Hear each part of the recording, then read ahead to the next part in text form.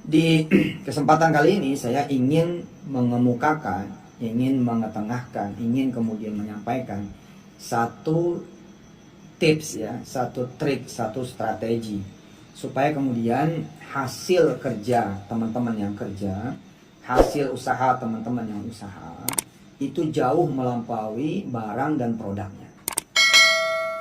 Ya, jauh melampaui barang dan produknya. Sebutlah misalkan tukang nasi uduk. Tukang nasi uduk kalau laku semua misalkan dia yang tanda petik cuman ngantongin 1 juta rupiah. Bagaimana kemudian si tukang nasi uduk ini ya, bisa punya rezeki lebih daripada kemudian barang dagangannya, produk yang menjadi produk dagangannya. Bila ada yang usaha ketoprak, kalau laku semua umpama kata 1 juta. Bagaimana kemudian si tukang ketoprak ini bisa dapat duit lebih daripada piringnya, ya, jumlah piringnya. Tukang mie ayam lebih daripada jumlah mangkoknya, kira-kira begitu.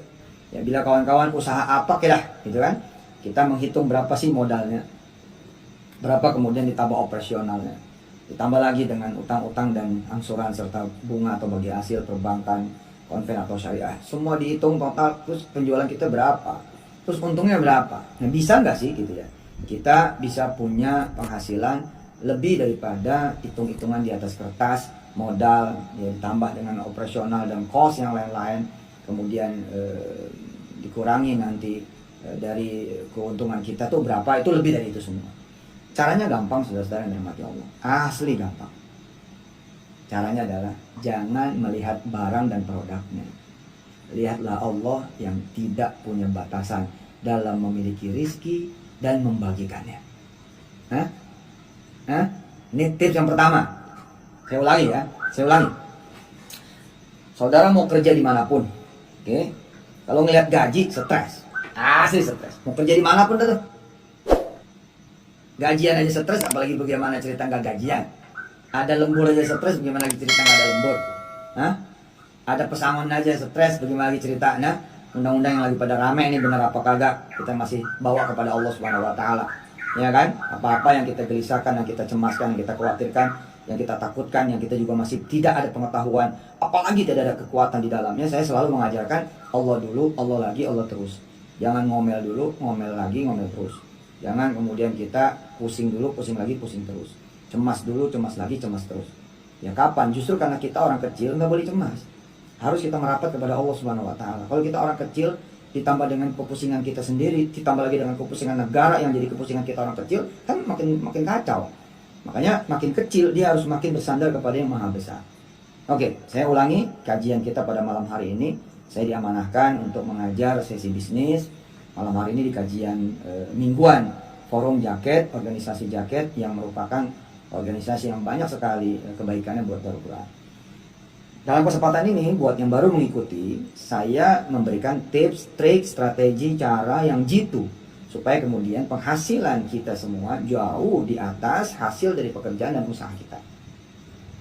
Mau kita kerja dimanapun, umumnya penghasilan kita jauh di atas ya pengeluaran kita, jauh di bawah pengeluaran kita.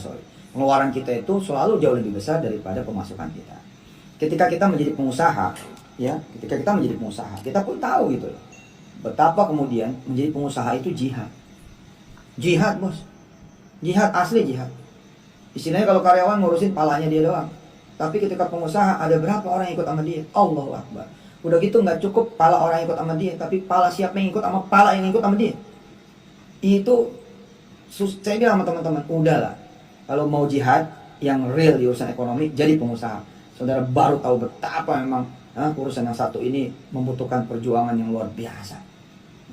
Terus bagaimana seorang pekerja bisa dapat hasil kerjaan yang lebih daripada gajinya? Lalu seorang pengusaha bisa dapat hasil yang lebih gede daripada usahanya?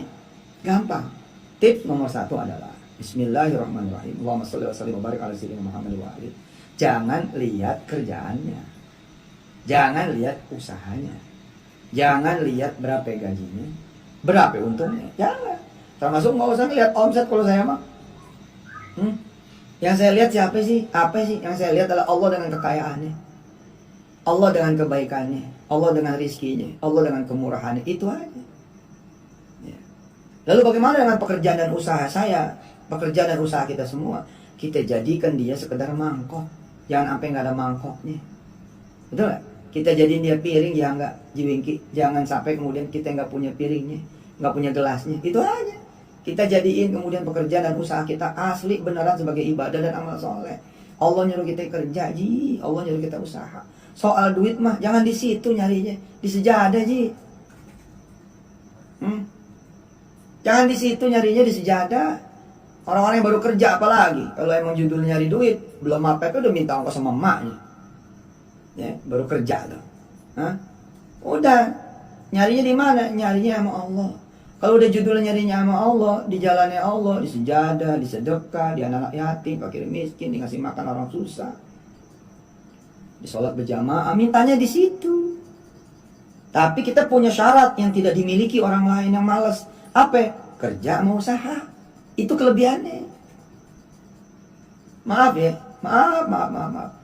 Kalau ketemu nih orang yang kerja habis-habisan, oke, sama orang yang duha habis-habisan, sedangkan yang kerja, ya, kagak sholat duha. Katakanlah yang duha kagak kerja, maaf loh, itu yang duha bisa lebih daripada yang kerja loh. Kecuali nih, yang duha, itu ya, dia kerja juga, atau yang kerja duha juga. Nah itu nyari lawannya susah gitu. Nah kita cas dulu nih, habis nah. Jadi saudara-saudara yang dirahmati Allah, Allahumma shalli wa sallim wa barik alaihi wa ala alihi ya.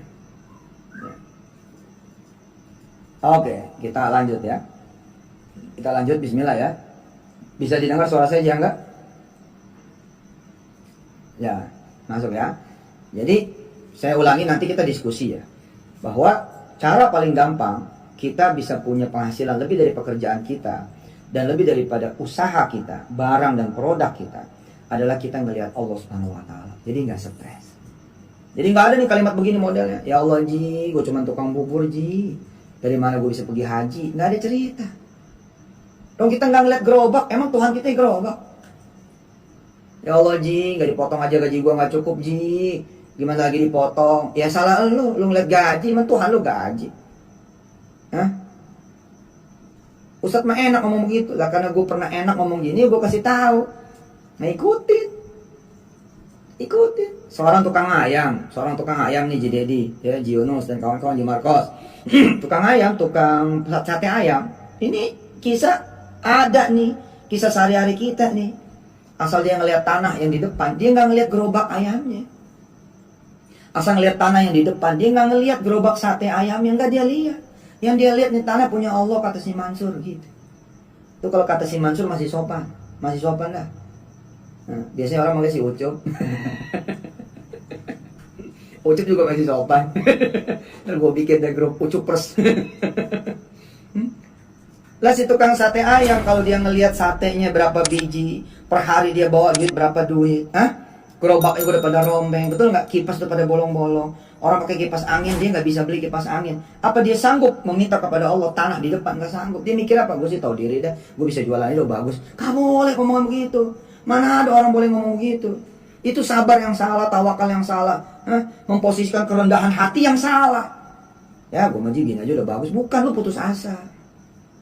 Gue mau udah bisa jualan ini udah bagus. Bukan, lu nggak ngerti. Lu nggak paham, lu bisa minta apa yang lu mau minta, lu semua punya Allah. Lu lihat apa? Lu lihat omset lu ya, Pak Ustadz lah. Omset kita 200.000 sehari, Pak Ustadz. Lah emang kalau omset 200.000 sehari, Allah nggak boleh ngasih tanah sama ente apa? Orang tanah punya dia kok. Emang harus kita beli tahu tanah? Nggak harus kan?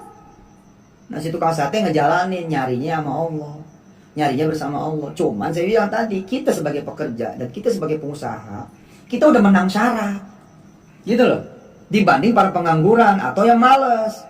Apa persyaratannya? Allah nyuruh kita kerja. Wa qul i'malu, gitu kan? Ayo lo kerja dong semua, kata Allah. Kalian kerja. Fa sayarallahu a'malakum. Aku akan melihat kerjaan kamu semua. Kayak orang tua, kata orang tua apa? Yang penting lo usaha, ntar main nambahin. Gitu. Paham tuh omongan? Asik gak tuh? Hah? Ya lo adanya berapa? Kata emak gitu. Nah lo aja gak mau patungan, gua lagi suruh patungin sama lo. Abang-abang lu lagi suruh patungan, lu enak-enak aja jajan-jajan gitu kan. Tapi ketika orang tua ngelihat dia ada usahanya apa, betul nggak? Abang-abangnya lihat dia prihatin tiap hari nabung. Hah? Abang-abangnya juga tahu dia nabung kayak apa juga bakal cukup. Orang tuanya juga tahu nih anak prihatin kayak apa juga bakal cukup. Sumber rezekinya dari dia dengan izin Allah. Makanya ada omongan. Yang penting lo ada usaha. Ntar emak sama abang-abang lo nambahin. Nah Allah lebih berhak atas omongan itu kan. Kangen saya ngajar di jaket nih. Begini-gini nih kajian tauhid nih. Bener loh. Masya Allah. Allah. Siap Yunus Yusuf. Yunus Yusuf Mansur. Namanya komplit. Jadi kawan-kawan yang dirahmati Allah ya. Dengan kita memandang kepada Allah yang maha besar, maha kuasa, maha hebat, maha kaya, maha punya, dan maha pemurah dalam membagi rezekinya, kita nggak kecil hati. Nggak kecil hati. Belum lama saya ketemu kawan ya, yang Masya Allah lah, saya tuh kekayaan saya ini kan cerita-cerita dari jamaah ya. Jadi kalau dengar cerita jamaah tuh, waduh, kita lompat-lompat deh hidup bener. Jadi ada orang 2 tahun jadi penjaga toilet, kemudian 3 bulan tidur di jembatan penyeberangan, di kolong jembatan penyeberangan Tamrin. Tapi karena dia sungguh-sungguh mencari kekayaan di jalan Allah, ya, dalam tempo kurang dari 3-4 tahun itu ya, menjadi seorang pengusaha yang hitungannya bukan receh. Asetnya aja ketika saya undang kemarinan ke MNC TV, itu asetnya kurang lebih ada 200-300 miliar dalam bentuk ikan arwana. Ikan arwananya itu ada yang 1 miliar, yang murah-murah itu 40 juta, dan dia jadi salah satu pemain ikan arwana terbesar sekarang di Indonesia. Mungkin teman-teman ada yang kenal, namanya Yonan. Dahsyat Pak, dahsyat. Nah, orang-orang seperti dia punya ciri khas banget tak, yang dia lihat apa? Impian. Itu yang dilihat, impiannya yang dilihat. Nggak pernah ngelihat kesusahannya, nggak pernah ngelihat rintangannya, nggak pernah ngelihat hambatan, nggak ada. Yang dia pikirin gimana nyenengin istrinya, gimana nyenengin pemuda emaknya. Bahwa hidup prihatin, ya memang itu lelakunya itu. Tapi kan hidup prihatin kan bukan kepasrahan bos, tapi pilihan kita untuk prihatin kan gitu. Kita memprihatinkan diri, makanya kan kita mati-mati bangun malam apa? Ya memprihatinkan diri kan, jangan sampai udah Allah lihat kita enak-enakan tidur. Nah, di tips pertama ini, saya berharap saya masih diizinkan sama senior-senior jaket untuk menyapa lagi kapan gitu ya, insya Allah gitu. Ini tips yang pertama dulu lah. Oh ini EU malah ya. Oh iya benar-benar ini EU ya, lebih luas lagi benar. Iya Eropa United ya, lupa gue. Bukan Uni Eropa Uni. Iya ini EU Masya Allah. Ya, jadi ini tips pertama, jangan lu lihat keadaan lu lihat Allah. Jangan lu lihat dagangan lu lihat. Jangan lu lihat utang lu lihat Allah. Jangan lu lihat peraturan orang, lu lihat peraturan Allah aja. Kita suka sibuk sama peraturan orang yang ngatur-ngatur kita. Kata Allah apa? Lah aku punya peraturan gak pernah kamu abaikan, gak pernah kamu lakukan. Nah, kira aku bikin sulit dengan peraturan orang, kamu teriak-teriak. Siapa yang lebih harus teriak? Aku atau mereka? Aku atau kamu atau? Nah, bener loh, kita melupakan hak Allah, lalu Allah membuat orang yang melupakan hak kita. Coba ya. Nah, ini kalimat sadis loh, ngeri. Nah, jika kita melupakan hak-haknya Allah, mudah bagi Allah membuat orang melupakan hak-hak kita. Bahkan membuat orang melupakan kita. Bukan cuma hak kita lupain sama orang. La ilaha illallah. Sebab apa? Kita lupa. Di tips pertama abis ini saya buka dialog gitu ya. Pokoknya jangan kecil hati. Makanya saya emang gak ada urusan dengan gak ada kerjaan, gak ada urusan. Gak ada barang dagangan, Pak Ustadz. Gak apa-apa. Emang nyarinya di situ kan Allah cuma bilang yang penting mau kerja kan gitu. Terus kita nanya mau kerja apaan? Bos mau kerja apaan? Mau kerja apaan mah apaan aja. Lu benerin genteng orang gue kerjaan. Ya? Bersihin musola orang enggak? Musola di kampung orang itu kerjaan. Kerjaan mau banyak, lu nyanyi nggak mau. Emang mesti linear kerjaan? Itu loh. Mesti linear kan kagak sih? Hah? Allah mah cuma pengen lihat lu bangun nggak? Lu gerak nggak? Itu aja. Apa bisa kita nggak punya dagangan tapi punya duit 1 miliar? Jangan 1 miliar aja, 10 miliar aja insya Allah. Apa iya kita ini nggak ada kerjaan tapi bisa ngasih emak kita duit? Lah emang apa? Emang wajib ya? Hah? Wajib ya orang punya duit? Hah? Harus benar-benar kerjaan yang ada gajinya gitu? Enggak gaji. Kerjaan kita cuma mungutin sampah, dia mungutin sampah di kampung. Hah? Kita demenin aja tuh hati. Hah? Rupanya itu yang menjadi cikal bakal kita menjadi pemulung raksasa. Sampai yang punya pabrik minjem 2-3 miliar sama kita. Itu cerita teman saya juga tuh, ya enggak? Ada ceritanya begitu. Jadi kerjaannya tuh demen aja ngumpulin sampah. Demen ngumpulin sampah, coba. Kita demen buang sampah. Ini ada orang demen ngumpulin sampah. Kita kalau habis nyapu, orang nyapa, marah-marah. Dia malah nanyain, ada sampah nggak? Gitu. Ternyata tanpa dia sadari, itulah yang kemudian membuka dia punya rezeki. Besok banyak cerita lah, pabrik-pabrik minjem duit cash sama pemulung pabriknya kan. Banyak tuh cerita begitu. Jadi jangan khawatir teman-teman. Selama masih ada Allah dan Allah pasti ada terus. Dialah ya Hayyu ya Qayyum. Maka enggak apa ya? Enggak boleh ada kekhawatiran apapun. Enggak boleh. Ini tips yang pertama. Nanti kapan yang kedua, saya justru ingin teman-teman itu ngasihin nambah beban. Nanti pertemuan kedua ingetin ya enggak ya? Dicatat. Nanti janji itu pertemuan kedua ngomong tentang nambahin beban gitu. Jadi bisa jadi rezeki kita ini dikit karena beban kita dikit sih. Lah ya gimana, karyawan lu cuma 5, ya segitu rezeki lu kan gitu. Armada lu cuma 2, ya segitu sih. Nah, kalau 70 tuh Ji Gusti, ya nggak? Di Santana, wah mantap, masih 2001 aja. Udah 2020 Ji. Tuh masih 80 ya truknya. Iya benar, nambahin beban. Mau tanya mau Wiki yang lebih dari 1 bininya, nambahin beban.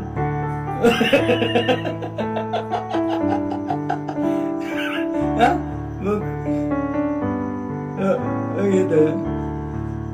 Ya silakan. Jadi ini udah beres kajian yang pertama.